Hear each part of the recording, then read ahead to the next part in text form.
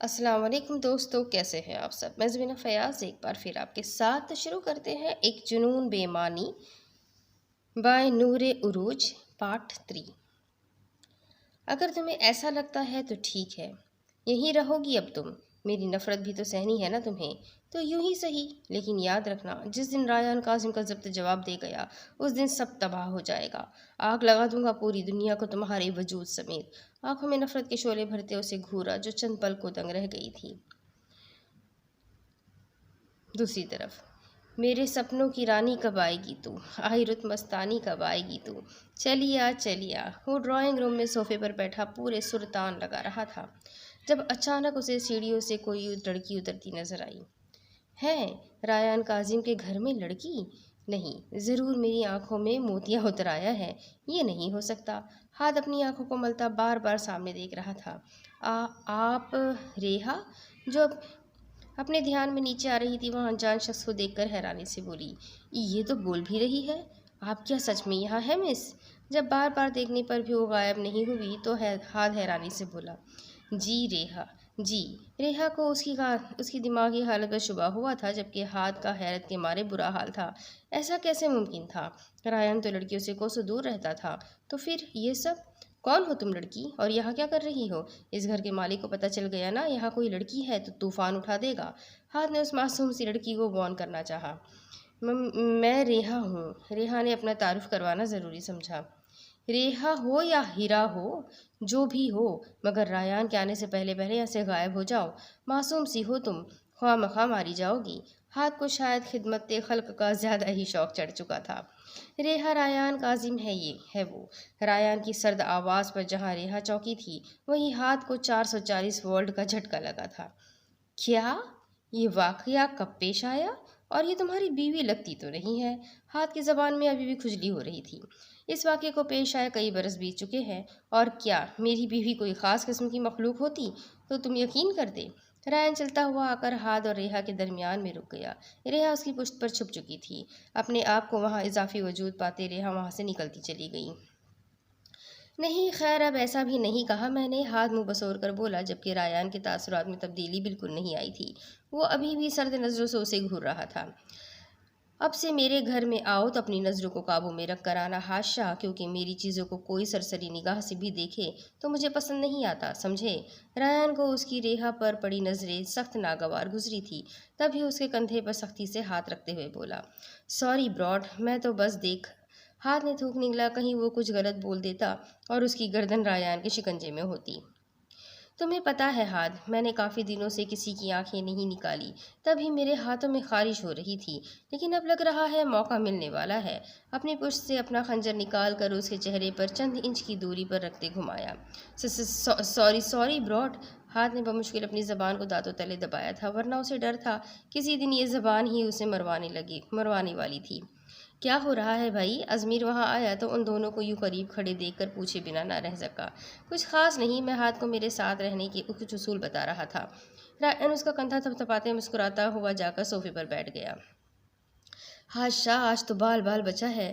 ہاتھ خود کلامی کے انداز میں بولتا شرافت سے صوفے پر بیٹھ گیا۔ وہ تینوں کسی اہم معاملے پر بات چیت کر رہے تھے۔ کیا بات ہے بھائی؟ بڑا سکون چھایا ہوا ہے۔ درانی مینشن میں فائق اپنے آوارہ دوستوں کے ساتھ گھوم پھر کر کافی دنوں بعد گھر واپس آیا تھا، جب وہاں چھائی خاموشی پر حیرت زدہ ہوا۔ خدا کا شکر ہے اس گھر میں موجود مصیبت ٹل گئی۔ سکون تو ہونا ہی تھا۔ تابندہ بیگم جو لاؤنج میں موجود تھی اس کی بات پر پرسکون سے بولی۔ کیا مطلب؟ وہ حیرانی سے بولا، کیونکہ اس گھر کی مصیبت اس کی ماں ریحا کو ہی کہہ سکتی تھی، تو ٹلنے سے کیا مراد تھی؟ لے گیا اس کا وہ خونی شوہر اسے اپنے ساتھ، میں تو لاکھ شکر کر رہی ہوں اس روز کی چیخ سے جان چھٹی۔ ان کی بات پر وہ ساکت ہوا۔ ایک منٹ، کون لے گیا ریحا کو؟ فائق کو جھٹکے پر جھٹکے مل رہے تھے، اور جھٹکے بھی اتنے شدید کہ وہ سنبھل نہیں پا رہا تھا۔ رایان کاظم لے گیا ہے ریحا کو، ویسے بھی وہ سارا دن آن کا ورد کرتی رہتی تھی۔ تابندہ بیگم ہی شاید وہ واحد ہستی ہوں گی جنہیں ریحا کے جانے کی سب سے زیادہ خوشی تھی۔ ایسے کیسے لے گیا وہ ریحا کو؟ جانے کیسے دیا آپ نے؟ جانتی ہے نا ریحا میری ہے، تو کس نے لے جانے دیا اسے؟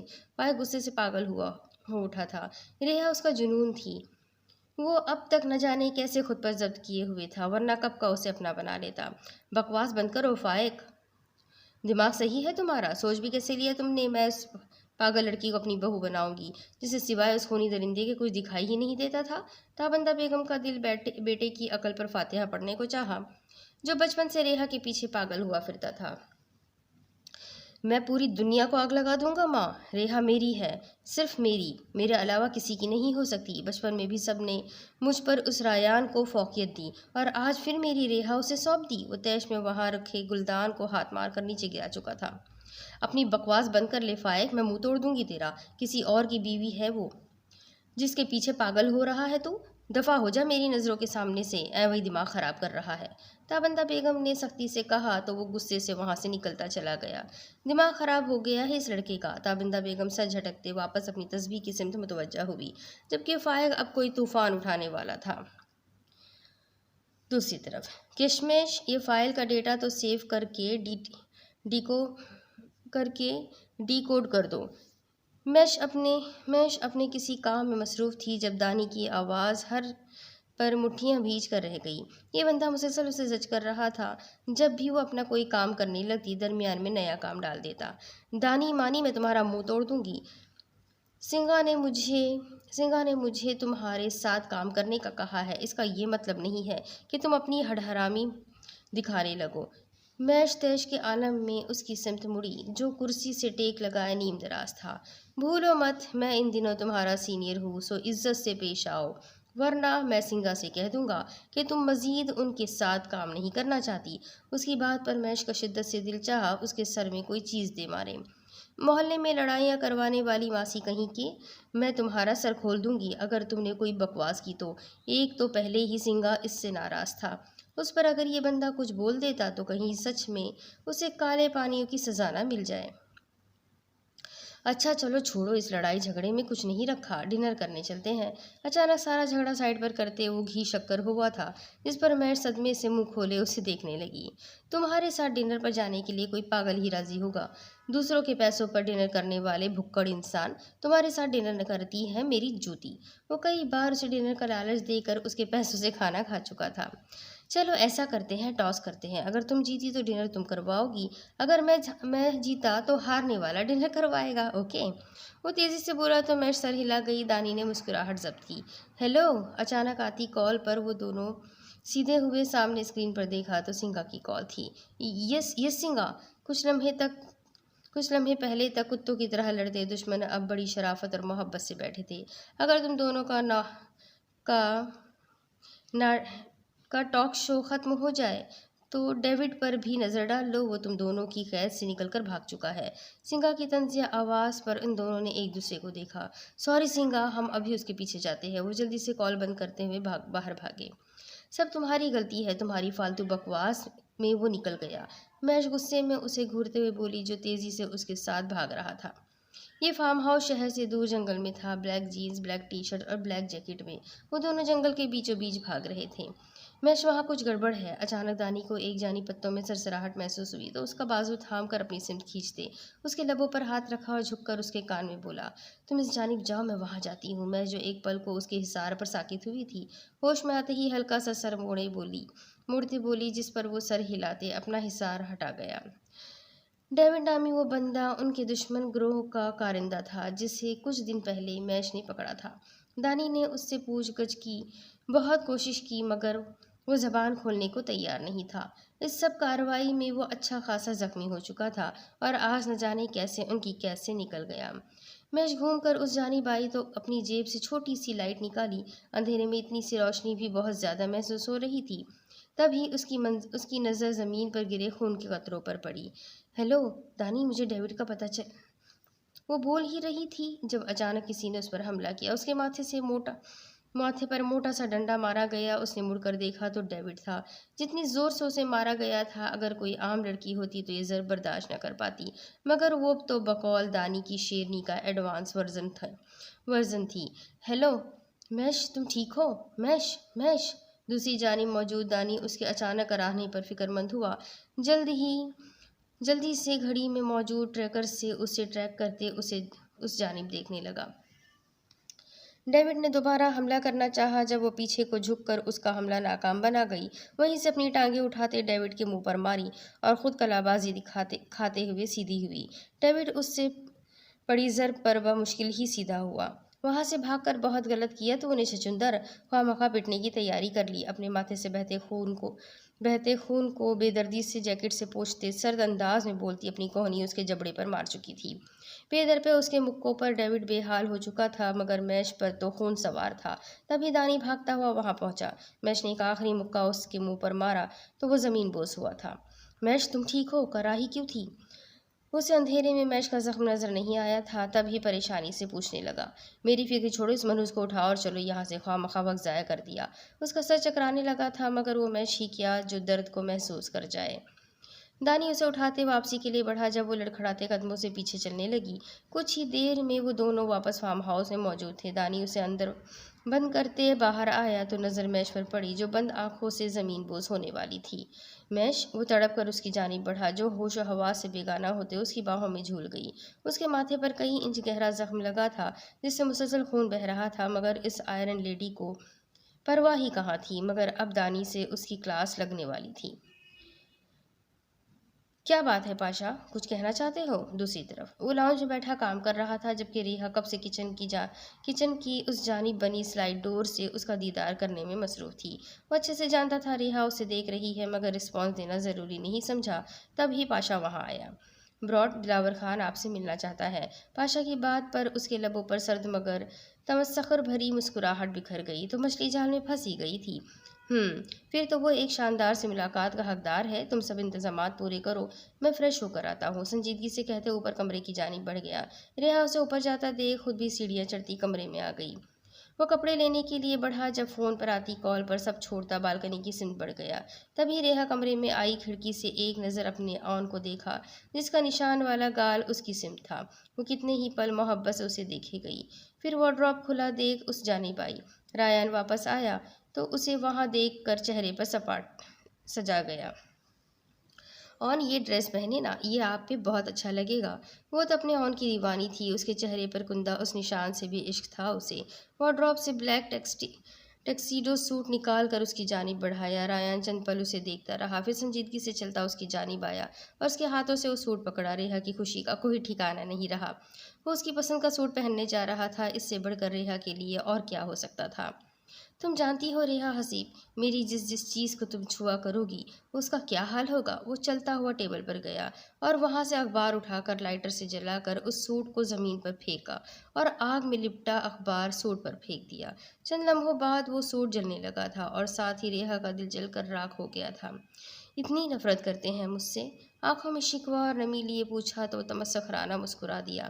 مجھے تم سے نفرت نہیں ہے ریحا حسیب، مجھے خود سے نفرت ہے، جس نے تم جیسی مکار لڑکی پر بھروسہ کیا۔ اپنے دل سے نفرت ہے، جس نے کبھی تمہیں اپنا مکین چنا تھا۔ تم نے خود اپنے لیے یہ مشکلات چنی ہیں اور اب میں تمہاری زندگی اتنی اذیت ناک بنا دوں گا کہ تم اس لمحے کو کوسو گی جب تم میری زندگی میں آئی تھی۔ اس کی آنکھوں میں اذیت ہی اذیت تھی اور وہی اذیت وہ ریحا پر اتار رہا تھا۔ مجھے سب منظور ہے، آپ کی دی ہر تکلیف، ہر اذیت۔ آپ مجھ سے بدلہ لینا چاہتے ہیں نا، تو مارے مجھے، سزا دیں مجھے، میرے جسم کو آگ کی نظر کر دیں، مجھے سب منظور ہے، مگر مجھے معاف کر دیں۔ وہ جانتی تھی جتنی عزت اس نے رایان کو دی ہے، اس کے سامنے یہ سب کچھ نہیں، مگر وہ اس کی اذیت سے ہی تو ناواقف تھی۔ عورت ذات پر ہاتھ اٹھانے والے کو رایان کاظم مرد ہی نہیں سمجھتا تو خود یہ حرکت کیسے کر سکتا ہے؟ مگر تمہیں تکلیف دینے کا تو آسان ترین طریقہ ہے میرے پاس۔ ہنستا ہوا بول کر وہ جلتے ہوئے سوٹ کی جانب گیا اور اسے دونوں ہاتھوں سے بجھانے لگا۔ آن، نو، کیا کر رہے ہیں؟ چھوڑے اسے، پاگل ہو گئے ہیں۔ اس کے ہاتھوں کو جلتا دیکھ ریحا تڑپ کر آگے بڑھی تھی۔ تکلیف نے جیسے رگ رگ پر وار کیا تھا، آنکھوں سے آنسوؤں کی برسات جا رہی تھی۔ رایان کاظم کو اپنی کمزوری بنا کر برا کیا تم نے ریحا حسیب، بہت تکلیف ہو رہی ہے نا میرے ہاتھ جلتے دیکھ کر؟ مجھے نہیں ہو رہی، سکون مل رہا ہے مجھے تمہیں تڑپتا دیکھ کر۔ یہ سزا ہے تمہاری، تم ہر روز مجھے مرتا دیکھو گی اور خود 1000 موت مرو گی۔ پاگل تھا وہ جو اس سے نفرت میں خود کو جلا کر فنا کر رہا تھا۔ اس معصوم کی ظلمت کا یہ حال تھا فراز، وہ جو کہ سزا دے کہ مجھے تڑپایا کرتا، جو خود کو سزا دے کے مجھے تڑپایا کرتا۔ دوبارہ اگر اس اذیت سے بچنا ہو تو میرے سامنے کم سے کم آنا رہا حسیب، کیونکہ میں ہر بار اتنی سی تکلیف پر اکتفا ہرگز نہیں کروں گا۔ اس کے ہاتھوں سے اپنے ہاتھ بے دردی سے چھڑاتے وہاں سے نکلتا چلا گیا، جبکہ ریحا روتی ہوئی اس سوٹ کے قریب بیٹھتی چلی گئی۔ وہ جانتی تھی اس نے گناہ کیا ہے جس کی سزا اسے ملنی ہی تھی، مگر ریان نے اسے سزا دینے کا جو طریقہ منتخب کیا تھا وہ ریحا کی برداشت سے باہر تھا۔ وہ اون کو تکلیف میں نہیں دیکھ سکتی تھی، لیکن اگر جان لیتی کہ اس نے ریان کے ساتھ جو کیا اس کی بدولت اس نے کتنی تکلیف سہی ہے تو کبھی خود کو معاف نہ کر پاتی۔ میش، ٹھیک ہو تم؟ دانی اسے کمرے میں لے آیا تھا۔ دوائی سے اس کا زخم صاف کرتے وہاں ٹانکے لگائے اور پٹی کر دی۔ اس نے اپنے آدمی کو فون کر کے دوائیاں منگوا لی تھی۔ تقریباً 1 گھنٹے بعد جا کر اسے ہوش آیا۔ مجھے کیا ہونا ہے، بالکل ٹھیک ہوں میں۔ آواز میں نقاہت تھی، مگر وہ میش ہی کیا جو ہار مان جائے۔ اس نے اٹھنا چاہا جب دانی اس کے دونوں جانب سے بازو تھامتے اسے روک گیا۔ آرام سے لیٹی رہو، ٹارزن کی جانشین نہیں ہو تم، ذرا پرواہ نہیں ہے نا تمہیں اپنی؟ مجھے بتا نہیں سکتی تھی کہ چوٹ لگی ہے تمہیں؟ دانی کو شدید غصہ آ رہا تھا، وہ ہر بار اپنی تکلیف چھپاتی تھی۔ زیادہ شوخے مت ہو، ٹھیک ہے؟ ٹھیک ہوں میں، ہلکی سی چوٹ لگی ہے، مر نہیں گئی ہوں جو میرے ابا بن رہے ہو۔ کتنی بار کہا ہے یوں حق مت جتایا کرو۔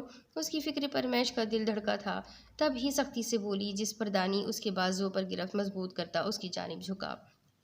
ان دونوں کے درمیان فاصلہ نہ ہونے کے برابر تھا۔ اگر میش ذرا سا بھی ہلتی تو اس کا چہرہ دانی کے چہرے سے ٹکرا جاتا۔ تبھی وہ سانس تک روک گئی تھی۔ میں نے اگر تمہیں ڈھیل دی ہے تو اسے میری مجبوری یا کمزوری مت سمجھو مسز۔ تمہارے وجود پر تم سے زیادہ حق رکھتا ہوں میں۔ تمہاری ضد میں اگر تم سے دور ہوں تو شکر کرو، کیونکہ جس دن میں اپنی پر آیا تو تم اپنی مرضی سے سانس تک نہیں لے سکو گی۔ اتنے قریب سے اس شیرنی کو سہمی ہوئی ہرن بنا دیکھ کر دانی کا دل بے اختیار دھڑکا تھا۔ تم نے کہا تمہیں یہ رشتہ منظور نہیں ہے۔ میں خاموش ہو گیا۔ تم مجھ سے اجنبی بن کر رہنا چاہتی تھی، میں بن گیا، مگر اس سب میں مجھے صرف ایک چیز چاہیے تھی اور وہ تھی تمہاری سلامتی۔ اگر تم اس میں سمجھوتا کرو گی تو میں ہر چیز بھول جاؤں گا۔ اس کے زخمی ماتھے کو ہلکے سے لبوں سے چھوتے سختی سے بولا۔ میں آنکھیں موند چکی تھی۔ دور رہو۔ وہ اچھے سے جانتی تھی سامنے کھڑے شخص کی سختی سے دشمن پناہ مانگتا تھا۔ دانی اس کے لیے نرم خو، مزاحیہ اور حساس سا شخص تھا، مگر جب سختی پر آتا تو وہ تک بول نہیں پاتی تھی۔ میں اب تک تم سے دور ہی تھا میش، تمہاری خاطر تم سے دور رہا ہوں ہر بار، مگر آج کل جو تم کر رہی ہو یہ سب میری برداشت سے باہر ہے۔ ہر بار تم خود کو خطرے میں ڈالتی ہو اور تمہیں رتی برابر بھی پرواہ نہیں ہوتی۔ اگر ایسا ہی چلتا رہا تو میں بہت کچھ سوچنے پر مجبور ہو جاؤں گا۔ اس کے بازو پر گرفت نرم کرتے وہ کچھ دور ہوا، جس پر میش نے سکون کی سانس خارج کی۔ میں تمہارے حکم کی غلام نہیں ہوں، سمجھے؟ میرا جو دل چاہے گا وہ کروں گی، اور جب مجھے ان زخموں کی پرواہ نہیں ہے تو تم کیوں تڑپ رہے ہو؟ وہ لڑکی تھی جس نے رشتوں، انسانوں اور احساسات کے نام پر صرف خود غرضی دیکھی تھی، جس نے لوگوں کو صرف پیسے اور وجود کے پیچھے پاگل ہوتے دیکھا تھا۔ وہ کیسے اس کے نرم جذبات کو سمجھتی؟ غلام نہیں ہو تم میش، جان ہو میری، محبت ہو میری، اور مجھے کوئی جھجک نہیں ہے اس بات کے اعتراف کرنے میں۔ تم چاہے جو بھی سوچو، لیکن حقیقت یہی ہے کہ میں تم سے محبت کرتا ہوں، شدید ترین محبت، اور میری محبت کو تکلیف دو گی تو مجھے بہت برا پاؤ گی تم۔ وہ لا علاج تھی۔ آج تک دانی کی محبت کو اہمیت نہیں دی تھی اس نے، اور نہ ہی آگے دینے کا کوئی ارادہ رکھتی تھی۔ میرے نزدیک یہ رشتہ بے معنی ہے۔ میں نے تم سے شادی صرف سنگا کے حکم پر کی تھی، اس سے زیادہ تم میرے لیے اہمیت نہیں رکھتے، اور یہ محبت نامی عذاب کا نام تو میرے سامنے کبھی لینا ہی مت، کیونکہ یہ محض فریب ہے اور کچھ نہیں۔ نہ جانے کس چیز نے اسے محبت سے اتنا بدظن کر دیا تھا کہ وہ اس جذبے سے ہی انکاری ہو گئی تھی۔ محبت فریب ہے یا کچھ اور، یہ میری محبت جلد ثابت کر دے گی۔ میں تمہیں اس جذبے پر یقین دلاؤں گا مسز، یہ وعدہ ہے میرا تم سے۔ ابھی کے لیے تمہاری طبیعت ٹھیک نہیں ہے، سو آرام کرو۔ وہ بہت کم اتنا سنجیدہ ہوتا تھا جیسے اس وقت ہو رہا تھا۔ میش کے سر میں واقعی ہی درد تھا، تب ہی وہ بحث ترک کرتی خاموشی سے بستر میں چہرہ چھپا گئی، کیونکہ یہ بحث لایعنی تھی جس سے کچھ حاصل نہیں ہونے والا تھا۔ دانی اسے خاموش دیکھ کر وہاں سے نکلتا چلا گیا۔ دوسری طرف، تم سچ کہہ رہے ہو کاظم افندی، کہ جائیداد کا وارث ریان کاظم ہے۔ وہ فون پر دوسری جانب موجود اپنے خاص آدمی سے بات کر رہے تھے جسے انہوں نے کاظم آفندی کے بارے میں معلومات لینے بھیجا تھا۔ جی سر، ریان کاظم آفندی کا اکلوتا بیٹا ہے اور کاظم آفندی اچھی خاصی جائیداد چھوڑ کر گیا ہے، اس آدمی نے بتایا تو حسیب درانی کے چہرے پر مسکراہٹ پھیل گئی۔ ٹھیک ہے۔ اچانک ہی انہیں ریان کاظم اچھا لگنے لگا تھا۔ وہ جو کل تک ان پر اضافی بوجھ تھا وہ آج ان کے لیے عزیز ہو گیا تھا۔ ریان کو ان کے ہاں آئے ہوئے 9-10 مہینے ہو چکے تھے۔ شروع کی نسبت اب حسیب درانی کا رویہ اس کے ساتھ بہت اچھا ہو چکا تھا۔ بھئیو، وہ رات میں 7 سالہ پریسا کے کمرے میں بیٹھا اسے سلا رہا تھا جب اچانک وہ کھوئے کھوئے لہجے میں بولی، جی بھئیو کی جان۔ ریان اپنی گڑیا کے بال سہلاتے اسے سلانے کی کوشش کر رہا تھا۔ اسے اپنی بہن سے شدید محبت تھی۔ اس کی بے نور آنکھیں دیکھ کر اس دنیا میں سب سے زیادہ تکلیف ریان کو ہوتی تھی۔ بھئیو، ہم اپنے گھر کب جائیں گے؟ وہ اداس اور غمگین لہجے میں بولی تو ریان خاموش ہو کر رہ گیا۔ اس سوال کا جواب تو اس کے پاس بھی نہیں تھا۔ فکر مت کریں بھئیو کی جان، ہم بہت جلد اپنے گھر چلے جائیں گے۔ کیا بات ہے میری گڑیا پریشان کیوں ہے؟ ریان اس کے چہرے پر اداسی ہرگز نہیں دیکھ سکتا تھا، تب ہی محبت سے پوچھا، مجھے یہاں اچھا نہیں لگتا بھئیو۔ یہاں خالہ جانی اور ریحا کے علاوہ کوئی ہم دونوں کو پسند نہیں کرتا۔ فائق نے کل مجھے اندھی بولا تھا۔ وہ بولتے بولتے رو دی۔ ریان اس کے آنسوؤں پر تڑپ اٹھا تھا۔ رو مت میری جان، میں جلد ہی آپ کو یہاں سے لے جاؤں گا اور فائق کو بھی ڈانٹوں گا۔ وہ میری گڑیا کو تنگ کرتا ہے نا، میں بہت ماروں گا اسے۔ اس کا سر چومتے ریان کی خود کی آنکھیں بھی نم ہو گئی تھیں۔ مگر بھئیو، خالہ جانی کہہ رہی تھی ہم ہمیشہ یہیں رہیں گے۔ اس درد وحشت میں انہیں صرف اپنی خالہ جانی کا ہی تو سہارا تھا۔ نہیں میرا بچہ، جب تک آپ کے بھئیو اپنے پیروں پر کھڑے نہیں ہو جاتے تب تک ہم یہاں رہیں گے۔ بس اس کے بعد میں اپنی پری کے لیے بہت بڑا اور خوبصورت گھر بناؤں گا۔ وہ خود بھی یہاں رہنا نہیں چاہتا تھا کہ عزت نفس اور خودداری سے بڑھ کر اس کے لیے کچھ نہیں تھا۔ بھئیو، پھر ہم ریحا کو بھی اپنے ساتھ لے جائیں گے، وہ بہت اچھی ہے۔ ریحا تو ان دونوں بہن بھائیوں کی جان تھی اور وہ دونوں ریحا کے لیے جان سے عزیز تر تھے۔ بالکل میرا بیٹا، ہم ریحا کو بھی ہمارے ہمیشہ کے لیے ساتھ لے جائیں گے۔ ریحا ابھی بچی تھی مگر وہ تو جوانی کی سرحدوں کو چھوتا نوجوان لڑکا تھا جس کے دل میں محبت جیسا خوبصورت جذبہ پروان چڑھ رہا تھا جو نہ جانے اسے کن خاردار راہوں پر لے جانے والا تھا۔ اگلے کچھ دن جہاں خاموشی سے گزرے تھے وہیں اچانک حسیب درانی کی جانب سے ہوئے فیصلے پر ہر کوئی ششدر رہ گیا۔ انہوں نے 1 ہفتے بعد ریحا اور ریان کا نکاح طے کر دیا تھا جس پر سب سے زیادہ خوش ریان اور ریحا تھے۔ آئیے آئیے ریان کاظم صاحب، کیسے ہیں آپ؟ گرے ٹیکسیڈو سوٹ میں اپنی شاندار پرسنالٹی کے ساتھ وہ ہال نما کمرے میں داخل ہوا تو دلاور خان ہونٹوں پر بڑی سی چاپلوس مسکراہٹ سجائے اس کی سمت بڑھا، مگر اس نے مسکرانے کا تکلف بھی نہیں کیا تھا۔ دشمنوں کی بد دعاؤں اور دوستوں کی دغا بازیوں کے باوجود بالکل ٹھیک ٹھاک اور سلامت ہوں۔ آپ میری چھوڑیں اپنی سنائیں دلاور خان صاحب۔ سنا ہے آج کل MNA بننے کی تیاریوں میں ہے۔ ریان اس کی مسکراہٹ کو نظر انداز کرتا جا کر صوفے پر براجمان ہوا۔ آپ کی دعائیں اور ساتھ چاہیے بس ریان صاحب۔ آپ ساتھ ہوں تو میں MNA کیا صدر بھی بن جاؤں گا۔ دلاور خان اس کے سامنے آ کر صوفے پر بیٹھا جہاں اس کے ساتھ ایک لڑکی بیٹھی تھی۔ نہایت واہیات اور چست لباس میں وہ بے باکی سے بیٹھی ریان کو تک رہی تھی جبکہ ریان دلاور کی بات پر تمسخرانہ سا مسکرا دیا۔ ہم تو دعاؤں میں یاد رکھیں گے ہی دلاور خان، مگر آپ شاید بھول گئے ہیں کہ آپ کو ہماری امانت ہم تک پہنچانی تھی جو اب تک ہمارے پاس نہیں پہنچی۔ ریان نے آئیبرو اچکاتے ہوئے سرد انداز میں کہا تو دلاور خان تھوک نگل کر رہ گیا۔ کام کی باتیں تو ہوتی رہیں گی ریان، پہلے کچھ ٹھنڈا گرم لو نا۔ روزی جاؤ صاحب کی مہمان نوازی کرو۔ دلاور خان نے روزی کو اشارہ کیا تو وہ ایک ادا سے اٹھ کر ریان کے ساتھ صوفے پر جا بیٹھی۔ ریان کا چہرہ سپاٹ تھا۔ ریان کاظم کی خدمت کون نہیں کرنا چاہتا دلاور خان، یہ تو شہزادے ہیں، آسمان پر چمکتا چاند جو ہم جیسوں کی پہنچ سے کوسوں دور ہے، لیکن اگر ہمیں خدمت کا موقع دے تو یہ ہماری خوش قسمتی ہوگی۔ آپ سفارش کر دیں، شاید آپ کی سن لی جائے۔ روزی ریان کے کندھے پر ہاتھ پھیرتے ایک ادا سے بولی، یہ تو غلط بات ہے ریان صاحب، دل کے مریضوں کو یوں تڑپانا اچھی بات نہیں ہوتی، انہیں موقع تو دے، یہ تو وہ نشہ ہے جسے چکھنے کے لیے نہ جانے کتنے منتظر ہے۔ دلاور خان روزی کے بے باک حسن کو دیکھتے بولا، مگر ریان کے انداز میں رتی برابر بھی فرق نہیں آیا تھا۔ ہاں، اس نے پاشا کو اشارہ کیا تو پاشا نے روزی کا ہاتھ پکڑ کر اس کے کندھے سے جھٹکا۔ عورت کا نشہ کرنے کا شوق ریان کاظم کو کبھی نہیں رہا دلاور خان۔ حسن سے بڑھ کر دھوکہ اور عورت سے بڑا فریب اس دنیا میں کوئی نہیں ہے، اور ہر مرد اتنا گھٹیا نہیں ہوتا کہ ہر گند پر منڈلانا شروع کر دے۔ روزی کی نیم برہنہ وجود پر ایک بار بھی نظر نہیں اٹھائی تھی اس نے۔ اس کے چوٹ کرنے پر روزی اور دلاور خان بلبلا اٹھے۔ میرے پاس ان سب فالتو باتوں کا وقت نہیں ہے، مجھے جواب چاہیے، میرا مال مجھ تک کیوں نہیں پہنچا؟ ریان اب کی بار سخت انداز میں بولا۔ ریان دراصل وہ دلاور کو اپنی موت سامنے نظر آ رہی تھی۔ ریان کاظم جتنا سرد دکھائی دیتا تھا اس کا غصہ اتنا ہی زیادہ خطرناک تھا۔ 2 سیکنڈ میں مجھے جواب چاہیے ورنہ تیسرے سیکنڈ تم اس دنیا میں نہیں رہو گے۔ ریان نے جیب سے گن نکالی اور غصے سے نیچی آواز میں دہاڑا۔ مجھے معاف کر دو ریان، براٹ نامی شخص نے میری فیکٹری پر حملہ کر دیا تھا، اسی وجہ سے میں وقت پر مال تیار نہیں کر سکا، مگر کام شروع ہو چکا ہے، 2 دن میں مال تیار ہو جائے گا۔ دلاور خان بے چارگی سے بولا۔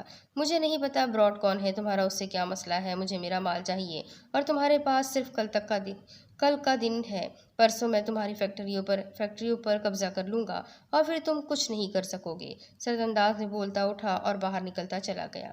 دلاور خان نے اس کی پشت کو گھورا، اسے جلد از جلد اس بندے سے جان چھڑانی تھی، مگر جانتا نہیں تھا اس کی جان کس طرح چھوٹنے والی ہے، ورنہ کبھی یہ خواہش نہیں کرتا۔ دوسری طرف آپ ہی آ رہا ہوں یار، کیا ہو گیا ہے؟ تو جب آپ کی طرف آ جاؤ مال کے چکر ہی ختم نہیں۔ جب آپ کی طرف آ جاؤں تو مال کے چکر ہی ختم نہیں۔ آئلہ آج ہاتھ کو زبردستی مال لے کر آئی تھی، جس پر ہاتھ کا کب سے دماغ گھوما ہوا تھا۔ آئلہ 2nd فلور پر گئی تھی جب ہاتھ فون سنتا 1st فلور پر ہی رک گیا تھا۔ اب آئلہ کے فون کرنے پر وہ اوپر جا رہا تھا جب مقابل کو دیکھ نہیں سکا اور زوردار تصادم کے نتیجے میں سامنے والی کا سامان گرا تھا۔ سوری، غلطی ہاتھ کی تھی، مگر وہ لڑکی جلدی سے سوری بولتے اپنے بیگز اٹھانے لگی، جس پر ہاتھ کو شرارت سوجھی۔ حسن کو چاند، جوانی کو کنول کہتے ہیں، یہ جو اللہ نے دیکھنے کو دی ہے اسے آنکھ کہتے ہیں۔ محترمہ دیکھ کر چلا کرے، آپ کی غلطی کی وجہ سے کوئی غریب کا بچہ زخمی بھی ہو سکتا ہے۔ اس کی حسین اور معصوم سی صورت دیکھتے ہاتھ شرارت سے بولا، جس پر وہ حیرت سے اسے دیکھنے لگی۔ سوری، وہ میرا دھیان کہیں اور تھا، اسی لیے دیکھ نہیں سکی۔ وہ شاید حساس سی لڑکی تھی، تب ہی نرمی سے بولی۔ محترمہ جب گھر سے باہر نکلا کرے اور دھیان بھی ساتھ رکھ لیا کرے، اب ہر کوئی میرے جیسا شریف بھی نہیں ہوتا جو اس قسم کی غلطیاں معاف کر دے۔ نہ جانے کیوں مگر اسے پریشان کرنا ہاتھ کو اچھا لگ رہا تھا، جو اس کی باتوں پر معصوم سی صورت بنائے سنتی بہت کیوٹ لگ رہی تھی۔ میں معافی مانگ تو رہی ہوں، لیکن آپ خواہ لیکچر دے رہے ہیں، وہ سادگی سے بولی تو ہاتھ کو اس کا لہجہ خفگی بھرا لگا۔ عجیب لڑکی تھی جسے خفگی ظاہر کرنا بھی نہیں آ رہا تھا۔ ایسے کیسے آسانی سے معاف کر دوں؟ آپ نے میرا ایکسیڈنٹ اٹیمپٹ کیا ہے، جس پر آپ کو دفعہ 230 کے تحت سخت سے سخت سزا بھی ہو سکتی ہے۔ اپنی مسکراہٹ کا گلا گھونٹتے سنجیدگی سے بولا۔ کیا آپ پولیس میں ہیں؟ اس کی سزا والی بات سن کر وہ پریشانی سے بولی۔ نہیں، پولیس کا بہنوئی ہوں، میرا مطلب وکیل ہوں، غیر سنجیدگی سے جواب دیا، جس پر وہ خود کو کوس کر رہ گئی کہ کیا کرنا ہوگا مجھے؟ کیسے معاف کریں گے آپ؟ اسے کسی طرح یہ سب مسئلہ نپٹانا تھا، تب ہی جلدی سے بولی۔ آپ کو مجھے اچھا سا کھانا کھلانا ہوگا، کیونکہ اس ایکسیڈنٹ سے بچنے کے چکر میں میرا انرجی لیول ڈاؤن ہو گیا ہے۔ مجھے شدت سے انرجی کی ضرورت ہے، جو کھانے کے ذریعے ہی پوری ہو سکتی ہے۔ اس کی بات کے مقابل حیرت سے آنکھیں کھولے اسے دیکھنے لگی، مگر اس نے بہانہ بنانا چاہا جب آئلہ کی آواز پر ہاتھ چونکا۔ وہ کچھ دور سے اسے آواز دے رہی تھی۔ یہ میرا کارڈ ہے، اس پر میرا نمبر ہے، جب وقت ہو تو بتا دیجیے گا، میں ڈنر کرنے آ جاؤں گا، اب میں چلتا ہوں، بائے۔ اپنا کارڈ اس کے ہاتھ میں تھماتے ہوئے بولا۔ لیکن میری بات، اس نے کچھ کہنا چاہا مگر بادشاہ نے پہلے کسی کی بھی سنی تھی جو اب معصوم کی سنتا۔ اچھا، زیادہ اسٹریس لینے کی ضرورت نہیں ہے، آپ مجھے ایک ڈنر ہی کروا دیں، مجھے وہی بہت ہے، زیادہ کی خواہش نہیں ہے، اب میں چلتا ہوں، خدا حافظ۔ ایک آخری نگاہ اس پر ڈالتے مسکراہٹ دباتا وہاں سے نکلتا چلا گیا۔ کون تھی وہ لڑکی؟ آئلہ اسے دیکھ کر آئی برو اچکاتے ہوئے بولی تو ہاتھ مسکرا کر بالوں میں ہاتھ پھیر کر رہ گیا۔ ایک معصوم چڑیا ہاتھ لگ گئی تھی، اس کے کیوٹ ایکسپریشنز یاد کرتے ہنس دیا تو آئلہ نفی میں سر ہلاتے اس کی چپت لگاتے چل دی۔ چلو اب جلدی۔ ہاتھ نے مڑ کر دیکھنا چاہا مگر آئلہ کی آواز پر آگے بڑھنا پڑا۔ قسمت دور کھڑی ان دونوں کو دیکھتے مسکرا رہی تھی۔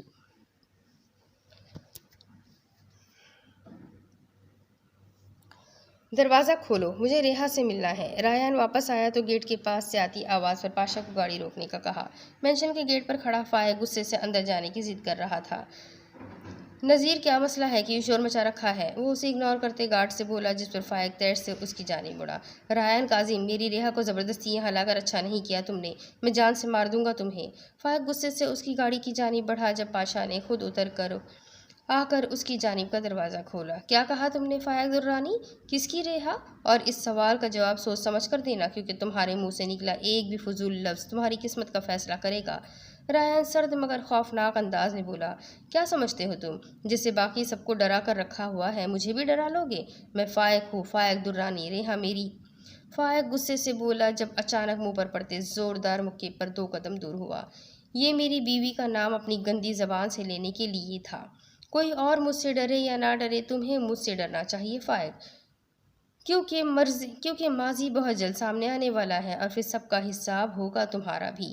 دوسرا، دوبارہ اگر تم میرے گھر کے ارد گرد بھی دکھائی دیے تو تمہارا گندا خون گلی کے کتوں کو پلاؤں گا۔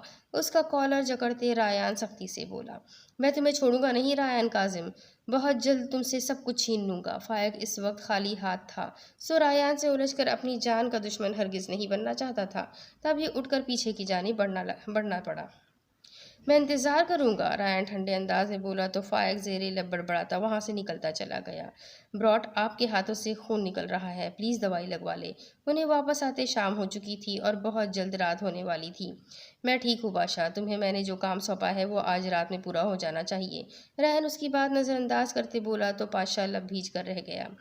رایان چلتا ہوا اپنے کمرے کی جانب آ گیا۔ ریحا کو 4 سے 5 دن ہو چکے تھے اس گھر میں آئے۔ 4 دن سے وہ رات میں گھر نہیں آ رہا تھا۔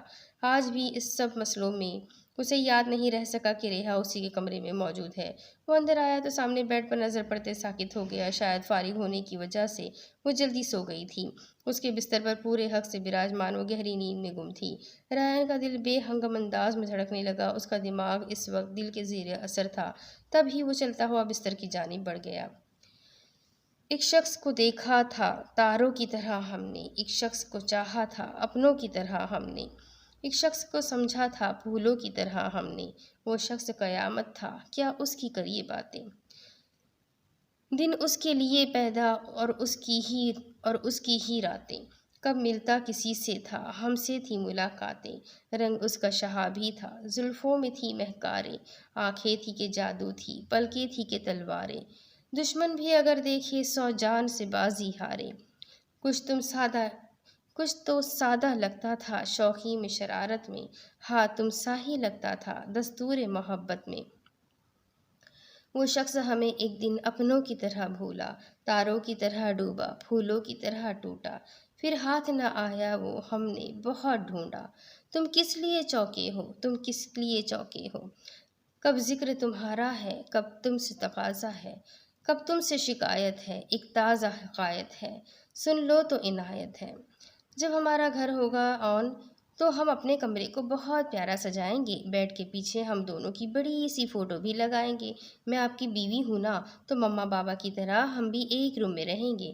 12 سالہ ریحا 18 سالہ رایان کے ساتھ بیٹھی مستقبل کے حسین خواب بننے میں مصروف تھی۔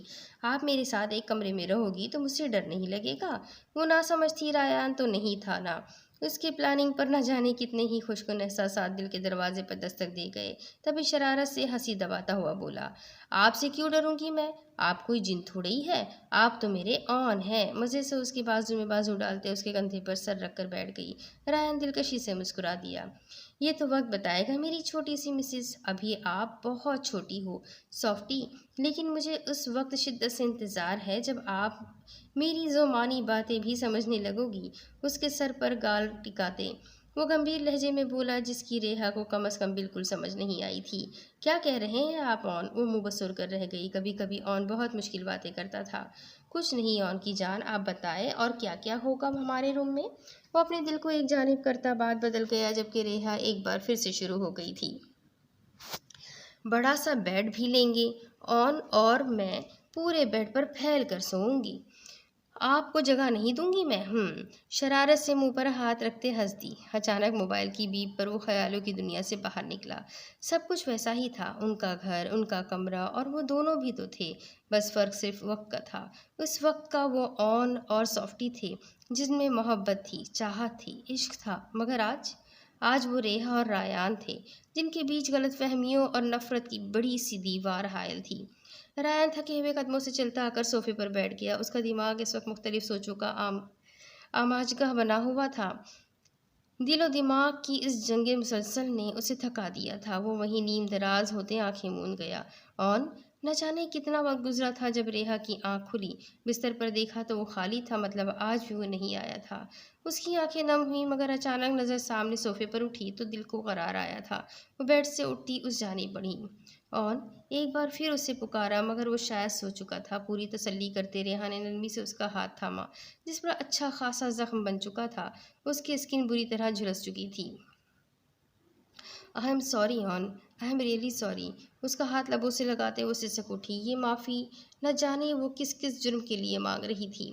"میں جانتی ہوں، بہت بری ہوں میں۔ اس دنیا میں آپ کے کردار کی مضبوطی کی سب سے بڑی گواہ تھی میں، اور میں نے ہی آپ کو تنہا کر دیا۔ ایک وعدے نے مجھ سے میرا سب کچھ چھین لیا، اور مجھ سے آپ کو چھین لیا"۔ اس کے جاگتے میں وہ یہ سب کبھی نہیں بول سکتی تھی، تب ہی اس کی نیند کا سہارا لیا۔ "میں خود غرض ہو گئی تھی آن، اپنوں کو بچانے کے لیے اپنی جان کی قربانی دے دی میں نے۔ آج بھی اس وعدے نے میری زبان کو زنجیر ڈال رکھی ہے، جسے توڑنا مجھ جیسی کمزور لڑکی کے بس میں نہیں ہے"۔ وہ بار بار اس کا ہاتھ نرمی سے لبوں سے چھو رہی تھی۔ "آپ چاہیں تو میرا ریشہ ریشہ جدا کر دیں آن، میری جان لے لیں، مگر مجھے اس خاموشی کے لیے معاف کر دیں، جس نے ہم دونوں کی زندگی برباد کر دی۔ میری اس خود غرضی کو معاف کر دیں، جس نے آپ کے ساتھ ساتھ مجھے بھی زندہ آگ میں جلنے کے لیے چھوڑ دیا۔ اگر رایان نے تکالیف سہی تھی تو ریحا کون سا سکون میں تھی۔ میں خود سے اور آپ سے وعدہ کرتی ہوں آن، چاہے مجھے کچھ بھی کرنا پڑے، میں آپ کی معافی پا کر رہوں گی۔ اب کی بار آپ کو کہیں جانے نہیں دوں گی"۔ وہ تھوڑا سا اٹھتی نرمی سے اس کے ماتھے پر لب رکھ گئی، اور پھر ایک لمحے سے پہلے اٹھتی واپس اپنی جگہ پر چلی گئی، شاید مزید ضبط نہیں کر پا رہی تھی خود پر۔ "تم کیا جانو ریحا کہ تمہاری اس خاموشی نے تمہارے آن کو خطرہ خطرہ کر کے مار ڈالا۔ تمہارا آن ہوتا تو کب کا تمہیں معاف کر دیتا، مگر اس کی قبر پر سب سے پہلے مٹی ڈالنے والے ہاتھ کسی اور کے نہیں، تمہارے ہی تھے"۔ اس کے جاتے ہی رایان اپنی سرخ ڈوروں سے بھری آنکھیں کھول گیا۔ "تمہارا آن تمہیں نہیں مل سکتا ریحا حسیب، ٹھیک اسی طرح جس طرح میری سافٹی میرے لیے شجر ممنون بن چکی ہے"۔ تکلیف کی شدت سے دکھتی آنکھیں مونتے وہ سونے کی کوشش کرنے لگا۔ ماتھے پر اس کا لمس عجیب سی جلن پیدا کر رہا تھا، جسے وہ لاکھ خواہش کے بعد بھی نظر انداز نہیں کر پا رہا تھا۔ "باس، باہر ایک لڑکے کو لے کر آئے ہیں، جو بہت بری حالت میں ہے، شراب کے نشے میں دھت عجیب و غریب باتیں کر رہا ہے"۔ وہ آج پھر اسی اندھیری جگہ پر بیٹھا تھا۔ ہاتھ میں بڑا سا چاقو تھا جس پر تازہ خون لگا تھا، اور سامنے پڑی مورت کے آگے ایک بچی کی مسخ شدہ لاش پڑی تھی۔ "تو میں کیا کروں"؟ اس نے چاقو کپڑے سے صاف کرتے سرد انداز میں پوچھا تو باہر سے آنے والے آدمی نے تھوک نگلا۔ اس شخص سے بات کرنے کی اجازت صرف اس آدمی کو تھی۔ "باس، وہ ہمارے کام آ سکتا ہے، کہیں سے ٹھکرایا ہوا لگتا ہے، عجیب باتیں بڑبڑا رہا ہے، اگر آپ ایک بار دیکھ لیں تو"۔ اس نے سر جھکاتے ہوئے کہا۔ وہ جس تنظیم سے تعلق رکھتے تھے، وہاں ایسے لوگوں کو تلاش کر کے لایا جاتا تھا جو مذہب سے دور ہو یا کسی اپنے کے ٹھکرائے ہوئے ہوں۔ انہیں اپنے مذہب سے بدظن کر کے کافر بنا دیا جاتا، اور پھر وہ اس الومناتی تنظیم کا رکن بن جاتا، جس کا نیٹ ورک پوری دنیا میں پھیلا ہوا تھا۔ اس کے بارے میں تمام معلومات حاصل کرو، اگر وہ کام کا بندہ ہوا تو اس پر محنت شروع کرنا، ورنہ مار کر کسی کچرے کے ڈھیر پر پھینک دینا"۔ سرد انداز میں بولا تو مقابل سر ہلا کر وہاں سے نکلتا چلا گیا۔ "اس قربانی کو قبول کر شیطان، اور ہماری مراد پوری کر"۔ بچی کے جسم سے نکلتا خون مورتی کے پیروں میں بہاتے وہ ادب سے بولا۔ "الومناتی تنظیم بظاہر ایک ایسی تنظیم ہے جو غیر مسلموں کے حقوق کی حفاظت کا کام کرتی ہے، مگر حقیقتاً یہ تنظیم مسلم دشمن ہے۔ مسلم دشمن یہودیوں کا ایجنڈا ہے۔ اس تنظیم میں مختلف ممالک میں اپنے کارندوں کو بھیجا جاتا ہے، جو وہاں موجود کمزور ایمان کے حامل مسلمانوں کو اپنے جال میں پھنسا کر انہیں دائرہ اسلام سے خارج کروا دیا جاتا ہے۔ اس تنظیم کا نشان تکون کی صورت میں ہے، جس پر کچھ شیطانی نشانات کندہ ہے۔ اس تنظیم میں عیسائی، یہودی اور دوسرے مذاہب کے لوگ شامل ہیں جو شیطان کے پیروکار ہوتے ہیں۔ یہ لوگ شیطان کے سامنے معصوم جانوں کی قربانی دے کر اپنے طور پر شیطان کو خوش کرتے ہیں تاکہ وہ ان کی مدد کر سکے۔ کچھ شاطر لوگ اس تنظیم کی آڑ میں کئی غیر قانونی کام کیے جاتے ہیں، جن میں سر فہرست انسانی اعضاء کی اسمگلنگ، ڈرگس، مصنوعی ادویات اور لڑکیوں اور بچوں کی اسمگلنگ شامل ہے، جو ایک ملک سے دوسرے ملک کی جاتی ہے۔ آج جو شخص یہاں آیا تھا وہ ان کا اگلا شکار تھا۔ ازمیر، ریان کہاں ہے؟ عائلہ نے ازمیر کو فون کیا تو چھوٹتے ہی پوچھا، جس پر ازمیر نے حیرانی سے فون کو دیکھا۔ کیا بات ہے، اتنے غصے میں کیوں ہو؟ ایک تو اس کی بیوی کو غصہ بہت آتا تھا، ہاتھ بھی ازمیر کے ساتھ بیٹھا تھا، اور عائلہ کی آواز اس نے بھی صاف سنی تھی۔ یہ بندہ پولیس کے ہاتھوں پکڑا جائے یا نہ پکڑا جائے، کسی دن میرے ہاتھوں کنفرم مارا جائے گا۔ عائلہ غصے سے دہاڑی تو ہاتھ اور ازمیر ایک دوسرے کو دیکھ کر رہ گئے۔ کیا ہو گیا ہے یار، کیوں مرنے مارنے پر اتر آئی ہو؟ ایسی کون سی بات تھی جو عائلہ کو معلوم تھی جبکہ اس کے علم میں نہیں تھی؟ تمہارے اس سگے کا وہ ماما دلاور خان آیا تھا آج میرے پاس ایک ویڈیو کلپ لے کر، عائلہ سرد انداز میں بولی۔ کون سی ویڈیو؟ ازمیر کو علم تھا کہ ریان آج کل دلاور خان کے ساتھ ڈبل گیم کھیل رہا ہے، مگر عائلہ یہ سب نہیں جانتی تھی، تبھی پریشان ہو اٹھی تھی۔ اس نے براٹ نامی شخص پر الزام لگایا ہے، اس کا مال زبردستی ہتھیانے کا اور ریان پر اسے ہراساں کرنے کا مقدمہ دائر کیا ہے۔ دلاور خان نے اس ویڈیو میں ریان اسے دھمکا رہا تھا۔ عائلہ کو غصہ یہ تھا کہ آئے دن کسی نہ کسی جانب سے اس پر الزامات لگ جاتے تھے۔ آپ ہی ایسے کتوں کو بھونکنے کی عادت ہوتی ہے، آپ دل پر مت لیں، اور اگر زیادہ کیس تنگ کرے تو آپ کا بھائی ہے، بس سب سے پہلے آپ نے گھبرانا نہیں ہے۔ ہاتھ موبائل ازمیر سے لے کر اسپیکر پر لگاتے ہوئے بولا۔ ہاں عائلہ، ہاتھ ٹھیک کہہ رہا ہے، تم یہ کیس ہاتھ کو بھیج دو، وہ ریان کی جانب سے کیس دیکھ لے گا، ورنہ جہاں تک مجھے معلوم ہے دلاور خان کو کورٹ تک جانے کی مہلت بھی مشکل سے ملے گی۔ ازمیر جانتا تھا ریان آگے کیا کرنے والا ہے، تبھی پرسوچ انداز میں بولا۔ تم تینوں کیا کرتے ہو میری سمجھ سے باہر ہے، بس خدا را اس بار کسی مشکل میں مت پڑ جانا، اور ہاتھ شام میں گھر کا چکر لگا لینا۔ عائلہ گہرا سانس بھرتے ہوئے بولی تو دونوں مسکرا دیے۔ ٹھیک ہے اپی، میں آ جاؤں گا، ہاتھ شرافت سے بولتا فون بند کر گیا۔ یار قسم سے ازمیر بھائی، ہمت ہے آپ کی، ایسی توپ چیز بیوی کو سنبھالنا جان جوخم کا کام ہے۔ ہاتھ عائلہ کی سختی یاد کرتے ستائش سے بولا۔ پتر، بہت جلد آپ کو بھی ایسی ہی پٹاخہ ڈھونڈ کے دینی ہے ہم نے، پھر تمہیں پتہ چلے گا میرا دکھ۔ ازمیر نے اسے چھیڑا تو اچانک اسی معصوم حسینہ کا عکس اس کے تصور میں جھلملایا۔ نہ بابا نہ، میں تو کسی معصوم سی لڑکی کو دل دینے والا ہوں، آپ کی بیوی جیسی شیرنی کو جھیلنے والا جگر صرف آپ کے پاس ہی ہے۔ ہر شرارت سے بولا تو ازمیر ہنس دیا۔ معصوم تو چھوڑ، تجھے لڑکی ہی مل جائے تو غنیمت سمجھنا وکیل صاحب، کیونکہ تیرے جیسے نکمے وکیل کو لڑکی دینے کا حوصلہ کسی باپ میں نہیں ہونا۔ ازمیر نے فوراً اسے آئینہ دکھایا تھا۔ ارے میرے جیسا handsome plus dashing plus cute داماد انہیں کہاں ملے گا، اور نہ مانے تو پیر پکڑ لوں گا، اور کیا، پھر تو ماننا ہی پڑے گا انہیں۔ ہاتھ آنکھ دباتے بولا تو ازمیر کا کہا گونج اٹھا۔ ہاں یہ ہو سکتا ہے، تمہاری وجاہت پلس کیوٹ پلس ہینڈسم والی غلط فہمی بھی دور ہو جائے گی، اور ساتھ کوئی تمہاری اس لعنتی مسکین شکل پر ترس بھی کھا لے گا۔ وہ دونوں ارد گرد سے بے خبر اپنی بحث میں مگن ہو چکے تھے، جبکہ کیمرے سے انہیں دیکھتا ریان نفی میں سر ہلا گیا تھا۔ آج ریحا اور ریان کا نکاح تھا۔ ریحا کو جب سے معلوم ہوا تھا کہ وہ ریان کی بیوی بننے جا رہی ہے، تب سے وہ پورے گھر میں چہکتی پھر رہی تھی۔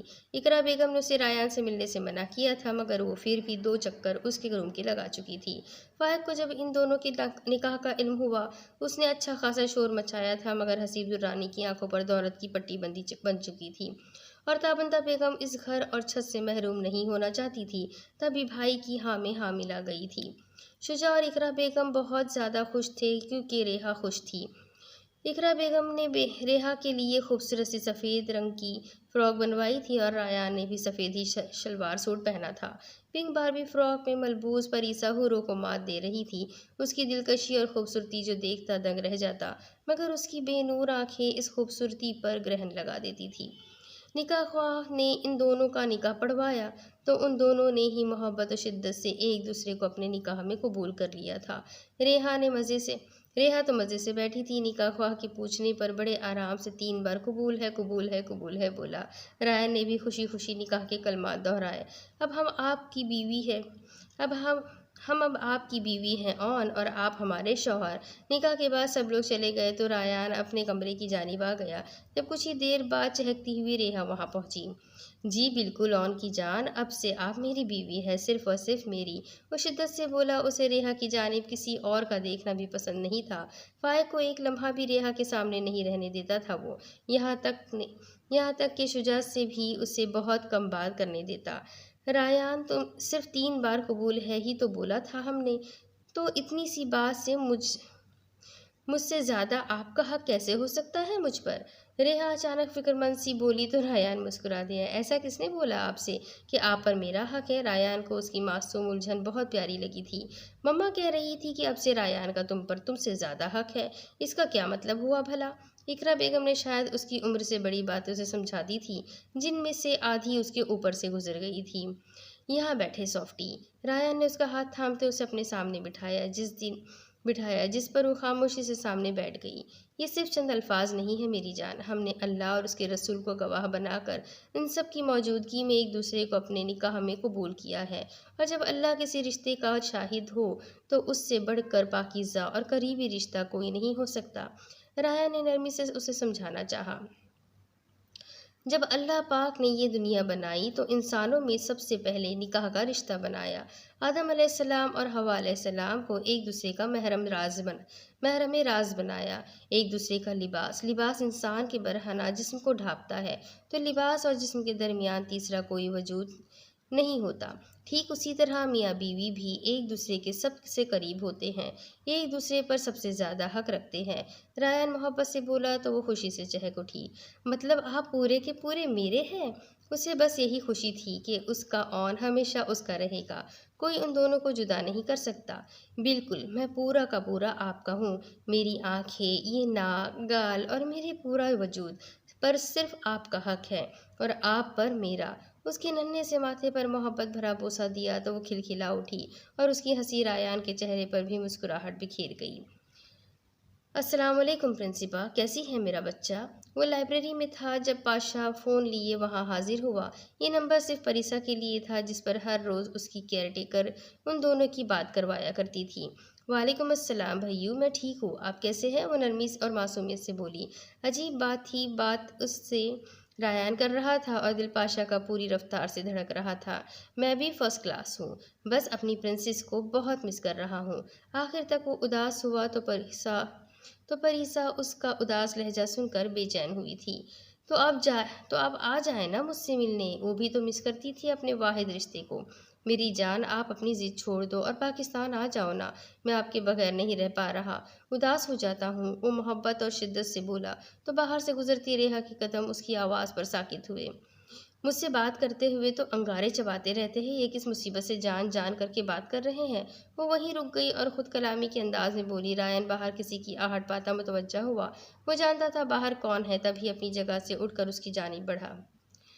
آپ جانتے ہیں میں پاکستان نہیں آؤں گی، اور کیوں نہیں آؤں گی یہ بھی علم ہے آپ کو، وہ سرد و سپاٹ انداز میں بولی تو رایان لب بھیج گیا۔ نظریں ابھی باہر سے جھانکتے ریحا کے سائے پر تھی اور وہ قدم قدم چلتا اسی جانب بڑھ رہا تھا۔ ٹھیک ہے رایان کی جان، جیسے آپ کی مرضی، باقی اس مسئلے پر ہم کھل کر بعد میں بات کریں گے، اوکے؟ اب آپ آرام کرو۔ پریسا کو الوداعی کلمات سے نوازتے وہ دروازہ کھول گیا، جہاں ریحا غصے سے کھولتی ویسے ہی کھڑی تھی۔ کسی کی پرائیویسی کا احترام کرنا بھی نہیں جانتی تم ریحا حسیب؟ سرترین آواز نے پوچھا تو ریحا کو غصہ آیا، اس سے کتنی محبت سے بات کر رہا تھا اور ریحا کی باری میں انگارے چبا لیتے۔ میرا گھر ہے یہ، بیوی ہوں آپ کی، میں جہاں چاہوں جب چاہوں جا سکتی ہوں، اور کس سے بات کر رہے تھے آپ؟ اس وقت وہ غصے اور جلن میں یہ بھی بھول چکی تھی کہ اس کے سامنے اس کا اون نہیں ہے، جبکہ رایان تو اس کے غصے پر حیرت زدہ تھا۔ میں کب کس سے بات کر رہا ہوں یہ تمہارا مسئلہ نہیں ہے ریحا حسیب، میری زندگی میں ایسے بہت سے لوگ ہیں جو میرے لیے سب سے زیادہ اہم ہیں، جن کے بارے میں تمہیں بتانا ضروری نہیں سمجھتا میں۔ اس کے حق جتاتے انداز پر وہ ٹھنڈے ترین لہجے میں بولا۔ آپ کو مجھ سے نفرت کرنی ہے نا تو کرے، مجھے سزا دینی ہے چاہے جیسے چاہے دے، مگر اگر میرا حق کسی اور کو دینے کا سوچا بھی تو اپنی اور آپ کی دونوں کی جان لے لوں گی۔ وہ انگلی اٹھاتے پھنکاری تھی جس پر رایان حق تک رہ گیا تھا۔ موت کا ڈر ہوتا تو رایان کاظم نہیں بنتا میں، تمہیں جو کرنا ہے کرو، مجھ پر حق جتانے کے خواب چھوڑ دو، اور ان مخصوص اوقات میں جب میں یہ کال اٹینڈ کر رہا ہوں تو ارد گرد بھی مت دکھنا مجھے۔ رایان خود کو سنبھالتا سنجیدگی سے کہتا وہاں سے نکلتا چلا گیا۔ پاشا، اس نے نم آواز میں پاشا کو پکارا تو پاشا جن کی طرح نمودار ہوا۔ جی ریجینا، نظریں جھکائے ادب سے پوچھا۔ کیا وہ بہت خوبصورت ہے؟ لہجے میں جلن نمایاں تھی، آنکھوں میں تکلیف کی شدت سے نمی جھلک رہی تھی۔ سچ بولوں یا جھوٹ ریجینا؟ پاشا بھی اپنے براڈ کا رائٹ ہینڈ تھا، ایسے کیسے اس کے ساتھ غداری کر جاتا؟ تب ہی سنجیدگی سے بولا۔ بالکل سچ، سختی سے پوچھا گیا۔ وہ اس دنیا کی سب سے حسین لڑکی ہے، ان جیسی دوسری کوئی ہو ہی نہیں سکتی۔ فریسا کا معصوم حسن تصور کے پردے پر لیے محبت سے بولا، جسے وہ اپنی جلن میں سمجھ ہی نہیں سکی۔ اتنی خوبصورت ہے وہ تبھی تو میں اب کہیں نہیں ہوں آنسو آنکھوں سے نکل کر رخساروں کی زینت بنے تھے۔ پاشا کو افسوس ہوا، مگر وہ کچھ بھی سنے بغیر وہاں سے بھاگتی ہوئی کمرے کی سمت بڑھ گئی۔ کہاں کی تیاری ہے میڈم؟ دانی صبح صبح اس کے لیے ناشتہ بنا کر اس کے کمرے کی جانب آیا۔ اجازت ملنے پر اندر آیا تو اسے شیشے کے سامنے کھڑے تیار ہوتے دیکھا۔ اگر تم بھول گئے ہو تو یاد دلا دوں، ڈیوڈ کے پالتو کتے اس کی تلاش میں ہیں اور ان کے نزدیک میں ڈیوڈ کی گرل فرینڈ ہوں، سو اس کی غیر موجودگی میں میرا اس کی جگہ لینا ضروری ہے۔ چہرے پر میک اپ کی تہ جماتے سنجیدگی سے بولی، جب ڈیوڈ ہی وہاں نہیں ہے تو تمہارا وہاں رہنا کیوں ضروری ہے میش؟ تم جانتی ہو ڈیوڈ جس تنظیم کے لیے کام کر رہا تھا وہ بہت خطرناک لوگ ہیں۔ دانی جانتا تھا وہ شیرنی ہے، اس نے اسپیشل ٹریننگ کی ہے، مگر پھر بھی وہ ہر بار خود کو فکر مند ہونے سے روک نہیں پاتا تھا۔ دانی پلیز یہ ٹپیکل ہسبینڈ بننے کی کوشش مت کیا کرو، ورنہ کہیں ایسا نہ ہو میں شوہر کو ہی نہ رہنے دوں۔ وہ نہ شام نظر سے اسے گھورتے نہ جانے درخواست کی تھی یا دھمکی دی تھی۔ اس میں ٹپیکل جیسا کچھ بھی نہیں ہے۔ میں اگر تمہارا پارٹنر ہونے کی حیثیت سے کوئی فیصلہ کرتا تو بھی میرا فیصلہ یہی ہوتا۔ ڈیول کا آدمی تھا۔ ڈیول اور ڈیول کون ہے یہ مجھے تمہیں بتانے کی ضرورت نہیں ہے، دانی سنجیدگی سے بولا تو میش مٹھیاں بھیج کر رہ گئی۔ اس ڈیول کا خاتمہ میرے ہی ہاتھوں سے ہوگا دانی، پھر چاہے اس سب میں میری جان ہی کیوں نہ چلی جائے۔ بلیک اسٹائلش جینز شرٹ میں کھلے بالوں اور میک اپ کے ساتھ وہ بے تحاشا حسین لگ رہی تھی۔ اپنی جان دینے کے بارے میں سوچنا بھی مت مسز دانی، ڈیول کی جان لو 100 بار لو، میری شیرنی ہو تم، لیکن اس بیچ اگر تمہیں کچھ بھی ہوا تو تمہاری قبر سے بھی نکال لاؤں گا تمہیں۔ اس کی بات پر دانی کو غصہ آیا، تبھی اس کے بالوں میں ہاتھ ڈالتے اس کا چہرہ اپنے قریب کرتے جنونی انداز میں بولا، مجھے اپنی جان کی رتی برابر بھی پرواہ نہیں ہے، سمجھے؟ اور تم بھی کرنا چھوڑ دو، کیونکہ یہ یوں ہی کسی دن چلی جانی ہے اور کسی کو پتہ بھی نہیں چلے گا۔ وہ بے درد سا بولی، تبھی وہ اس پر جھکتا اسے ان سخت الفاظ کی سزا دے گیا۔ جان دینے کا زیادہ شوق ہے تو مجھے بتانا، میں اپنے طریقے سے تمہاری جان لوں گا، لیکن اگر دشمن کے ہاتھوں موت پانے کا سوچا بھی تو چھوڑوں گا نہیں تمہیں۔ جانتی ہو نا کون ہو تم؟ وہ جو حق تک سی اس کا جنون دیکھ رہی تھی، اس کے پوچھنے پر اسی کھوئے ہوئے انداز میں بولی، میش دانی دا شیرنی۔ وہ اکثر اسے چھیڑنے کو میش دانی دا شیرنی کہتا تھا، جس پر وہ چڑ جاتی، مگر اس پل بے ساختہ اقرار کر گئی تھی کہ وہ اسی کی شیرنی ہے۔ گڈ، اب یہ بات یاد رکھنا اور جاؤ آگ لگا دو اس ڈیول کی دنیا کو۔ مان، محبت اور عقیدت سے اس کا ماتھا چھوا تو وہ سر ہلا گئی۔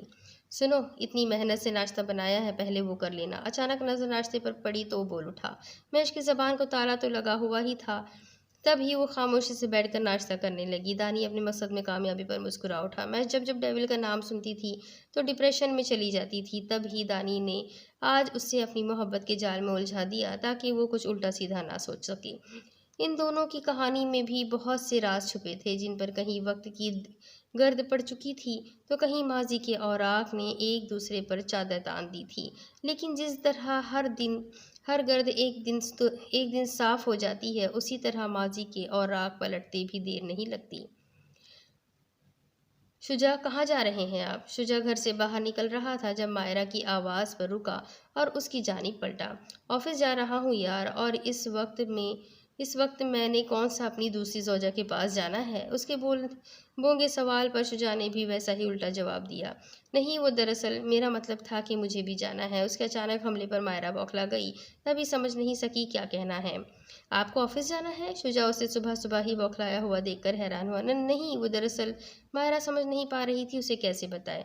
بیٹا، دراصل مائرہ کی طبیعت ٹھیک نہیں ہے، مجھے لگتا ہے کوئی خوشخبری ہے، تم جاتے ہوئے اسے ہاسپٹل لے جانا، پیچھے سے آتی تابندہ بیگم نے کہا تو شجاع دنگ رہ گیا، جبکہ مائرہ سر جھکائے انگلیاں مروڑ رہی تھی۔ کیا سچ میں پھپھو؟ وہ بے یقین سا انہیں دیکھتے ہوئے بولا تو مسکرا دی۔ میرا تجربہ تو یہی کہتا ہے، آگے تم ہاسپٹل لے جاؤ تو صحیح سے پتہ چل جائے گا۔ چند دنوں سے مائرہ کی بوجھل طبیعت اور خاموشی تو وہ بھی محسوس کر رہا تھا، مگر وجہ یہ ہوگی یہ اس نے سوچا ہی نہیں تھا۔ جی ٹھیک ہے پھپھو، چلے مائرہ، شجاع ادب سے بولتا اس کے سامنے ہاتھ پھیلاتے بولا تو مسکرا کر اس کا ہاتھ تھام گئی۔ شجاع اسے لیے گائنک وارڈ میں آ گیا۔ جہاں چیک اپ کے بعد انہیں والدین بننے کی خوشخبری ملی، جس پر شجاع کے پیر زمین پر نہیں ٹک رہے تھے۔ اس کا بس نہیں چل رہا تھا کہ اسے ہاتھوں میں اٹھا لیتا۔ Thank you so much Maira, thank you مجھے اتنی بڑی خوشخبری دینے کے لیے۔ وہ دونوں گاڑی میں بیٹھے تو شجاع محبت سے بولا، جس پر وہ شرم سے چہرہ جھکا گئی۔ سب کتنا خوش ہو رہے ہوں گے نا؟ اور ریحا، وہ بھی تو خوش ہوگی جب اسے پتہ چلے گا کہ وہ پھپھو بننے والی ہے۔ شجاع کی ایکسائٹمنٹ اور خوشی دیکھ کر مائرا مسلسل مسکرا رہی تھی۔ رایان ہمیں اس سے ملنے دے گا کیا شجاع؟ مائرا نے امید سے پوچھا، مگر اس کے سوال پر شجاع بھی خاموش ہو گیا تھا۔ پتہ نہیں، مگر میں ایک بار کوشش ضرور کروں گا۔ وہ خود نہیں جانتا تھا اس بارے میں، مگر جس رایان سے وہ سب ملے تھے اسے دیکھ کر تو کوئی امید لگانا بیکار تھا، لیکن وہ کوشش ضرور کرنا چاہتا تھا۔ براٹ، وہ تہہ خانے میں بنے اس سیکرٹ کیمرے میں بیٹھا کوئی کام کر رہا تھا جب پاشا نے پکارا۔ اس کی کی بورڈ پر حرکت کرتی انگلیاں تھمی تھیں۔ ہنکارا بھرتے جیسے اسے بولنے کی اجازت دی تھی۔ ریجینا رو رہی ہے، وہ سر جھکایا ادب سے بولا تو رایان نے گھڑی پر نظر دوڑائی۔ اس بات کو ہوئے کئی گھنٹے گزر چکے تھے اور وہ پاگل لڑکی ابھی تک اسی بات کو رو رہی تھی۔ رایان لب بھیج کر رہ گیا۔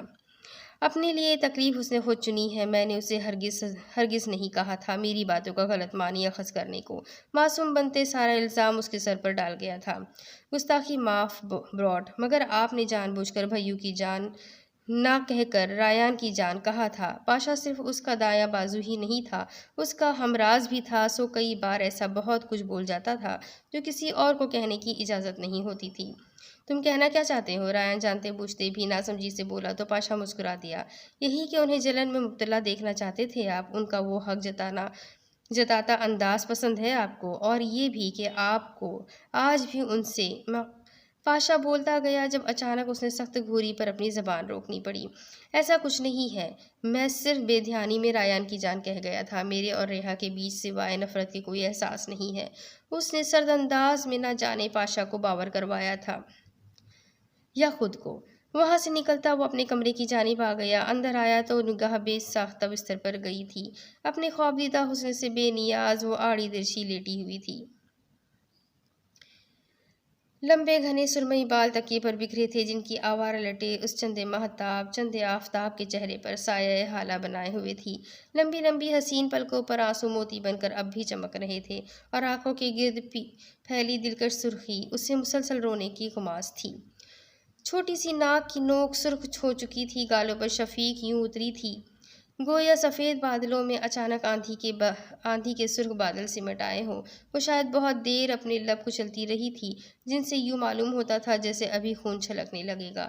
اپنی جان سے بڑا روگ لگا لیا تم نے خود کو ریحا حسیب، اور تضاد یہ کہ ایک درندے سے عشق کر بیٹھی، مگر نہیں، عشق تو تم نے اپنے معصوم اون سے کیا تھا، لیکن پھر اسی معصوم کو درندہ بنا دیا ہے تم نے۔ اس کے چہرے کے نقوش کو انگلی سے حفظ کرتے تمسکرانہ انداز میں سرگوشی کی۔ دنیا کے قانون میں تمہارا گناہ معمولی سا ہے، مگر کاش کوئی دل کے قانون پڑھ پاتا۔ محبت کی عدالت میں تم قتل کی مرتکب ہوئی ہو ریحا۔ تمہاری خاموشی نے میری معصوم محبت کا قتل کر دیا تھا۔ کاش وہ دن اپنی یادداشت سے نکال پاتا جب اس کی محبت نے اسے بے یقین بنا دیا تھا۔ جس دن میں اپنی بہن کے مجرم کو ان ہاتھوں سے زمین میں گاڑ دوں گا، اس دن سے تمہارا حساب شروع ہوگا۔ پھر شاید دل کی قبر میں بند تمہارا اون کہیں سے آ کر تمہیں بچا لے، مگر اگر تم میرے بدلے کے درمیان آئی تو وہ دن تمہارا آخری دن ہوگا۔ کہیں نہ کہیں اس کے اندر قید اون اپنی سافٹی کو معاف کرنے کو بے تاب تھا، مگر درندے کے بھیس نے اس اون کو بری طرح جکڑ رکھا تھا۔ میرے حاصل یہ محرومی عجب محسوس ہوتی ہے، تجھے پا کر بھی تیری طلب محسوس ہوتی ہے۔ تمہارے ساتھ دیکھی تھی وگرنہ زندگی ہم کو نہ تب محسوس ہوتی تھی نہ اب محسوس ہوتی ہے۔